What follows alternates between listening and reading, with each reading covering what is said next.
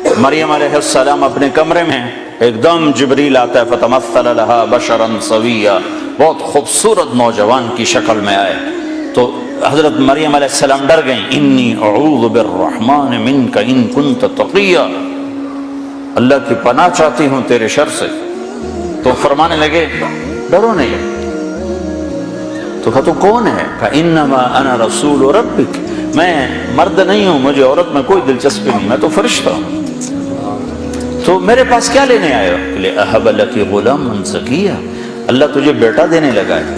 کہا توبہ توبہ، انا یکون لی غلام، مجھے بیٹا ہو سکتا ہے؟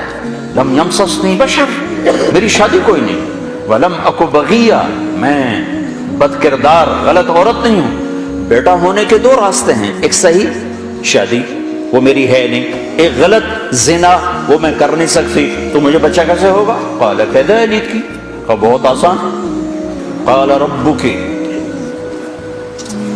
تیرا رب کہہ رہا ہے کہ یہ تو مسئلہ ہی کوئی نہیں۔ قال کذلک قال ربک وهو علی ہین، یہ تو میرے لیے مسئلہ ہی کوئی نہیں۔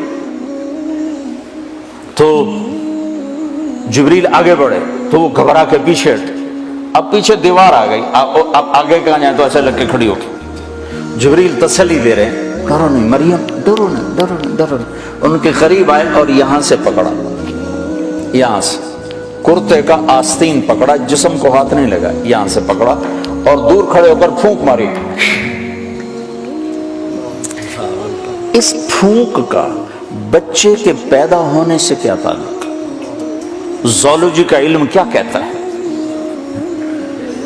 کہ اس پھونک کا یہاں کیا تعلق ہے؟ لیکن ادھر کا، ادھر پھونک ماری اور ادھر 9 مہینے کا بچہ پیٹ میں تیار ہو گیا۔ حمل نہیں ٹھہرا کہ حمل ٹھہرا، کس کس کو جواب دیتی، کیا کیا بہانے تراشے جاتے۔ ایک دم حمل ہوا، فحملته فانتبذت به مکانا قصیا، ایک دور جگہ پر گئی، فاجاءها المخاض اذا جذع النخلہ، درد شروع ہوا بچہ پیدا ہونے کا، ٹیک لگائی کھجور کے تنے سے، ساتھ ہی بچہ پیدا ہو گیا۔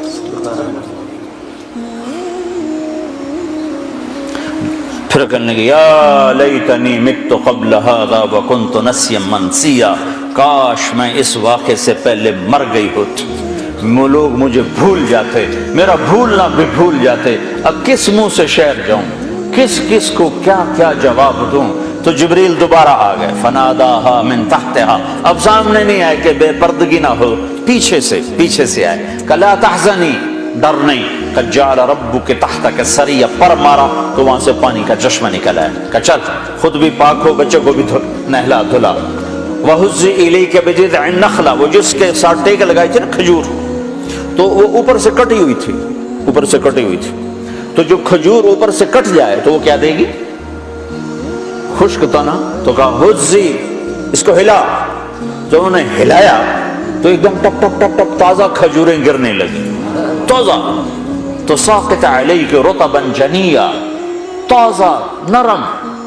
تو کہا مریم تو نے دیکھا جس رب نے بغیر شاخوں کے خشک تنے سے پھل کو نکال دیا، اس نے تمہیں بغیر مرد کے بیٹا دے دیا۔ کلی واشربی وقرری عینا، چل کھا کھجوریں اور پی پانی اور موج کر، اور چل شہر کو واپس جا۔ فإما ترين من البشر أحدا فقولي إني نذرت للرحمن صوما فلن أكلم اليوم إنسيا، لوگ آئیں گے پوچھنے کہ یہ کیا ہے تو تم نے کہنا میرا روزہ ہے، میں بات نہیں کر سکتا۔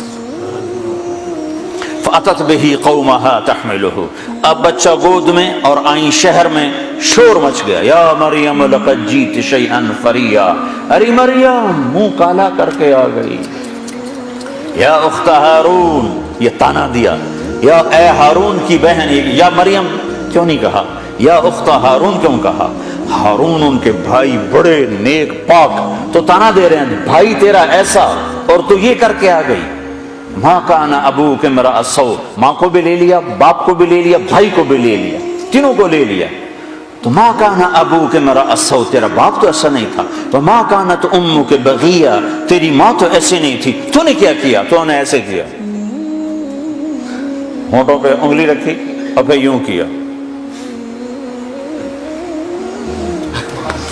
تو سارے غصے میں آ گئے، کہنے لگے کیف نکلم من کان فی المہد صبیا، اس بچے سے کیسے بات کریں؟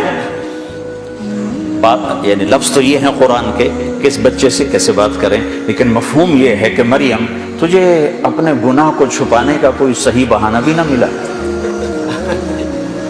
اصل مقصد یہ ہے کہ تمہیں گناہ کو چھپانے کا بہانہ بھی نہ ملا، تو کہتی میرا نکاح ہے، چپکے سے حضرت زکریا نے کر دیا، کہہ رہی بچے سے بات کرو، گناہ چھپانے کا بھی تو طریقہ سیکھ۔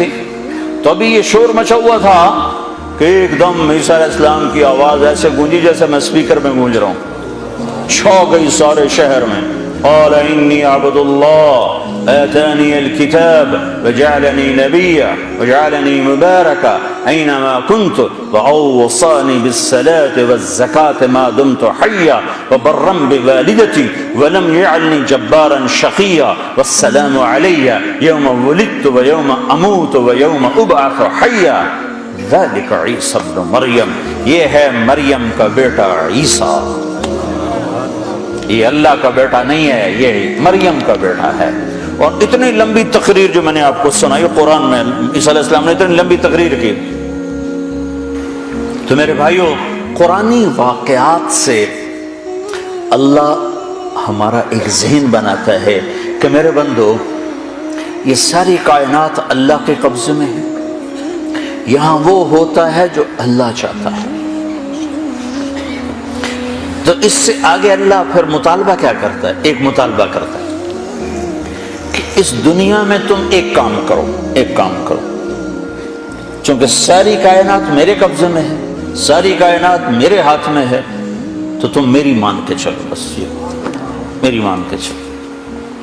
جس زمین پر چلتے ہو یہ اللہ نے بنائی ہے، اس پر پاکیزہ بن کے چلو، اس کو زنا کا اڈا نہ بناؤ، اسے جوے شراب کا اڈا نہ بناؤ، اسے قتل و غارت کے اڈے نہ بناؤ۔ یا آسمان کی روشنیاں تمہیں اللہ نے دی ہیں، ان روشنیوں میں اللہ کے شکر گزار بنو، نافرمان متکبر نہ بنو، کہ زمین آسمان اللہ کے غلام ہیں، تم بھی اللہ کے غلام بنو۔